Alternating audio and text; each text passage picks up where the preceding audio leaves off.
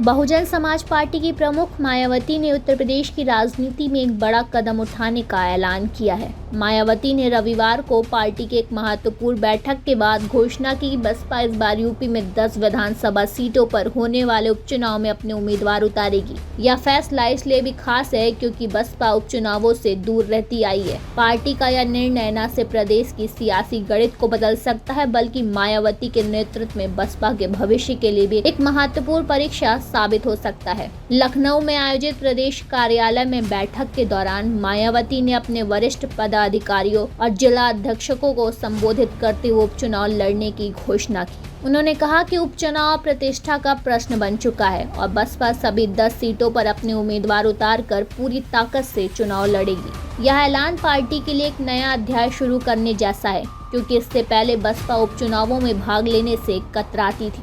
साथ ही मायावती ने भाजपा पर तीखा हमला बोलते हुए कहा कि प्रदेश और देश में बढ़ती गरीबी, बेरोजगारी और महंगाई जैसे मुद्दे को सरकार नजरअंदाज कर रही है और ST/SC समाज के उप वर्गीकरण को विभाजनकारी बताते हुए उन्होंने कहा कि यह सब सरकार की साजिश का हिस्सा है। और साथ ही आपको बता दें कि मायावती के इस कदम को समाजवादी पार्टी के लिए एक बड़ा झटका माना जा रहा है। सपा जो अब तक प्रदेश में भाजपा के खिलाफ एकमात्र प्रमुख विपक्षी पार्टी के रूप में देखी जाती थी, उसे अब बसपा की इस नई रणनीति का सामना करना पड़ेगा। बसपा का उपचुनाव में उतरना सपा के वोट बैंक पर नुकसान हो सकता है, जिससे भाजपा को अप्रत्याशित रूप से फायदा हो सकता है। उत्तर प्रदेश की विधानसभा की 10 सीटों पर उपचुनाव होने हैं, जिनमें करहल, मिल्कीपुर, कटहरी, कुंदनकी, गाजियाबाद, खैर, मीरापुर, फूलपुर, मझवा और सीसामऊ शामिल है। इनमें से 9 सीटें लोकसभा चुनाव में विधायकों के सांसद चुने जाने के बाद खाली हुई,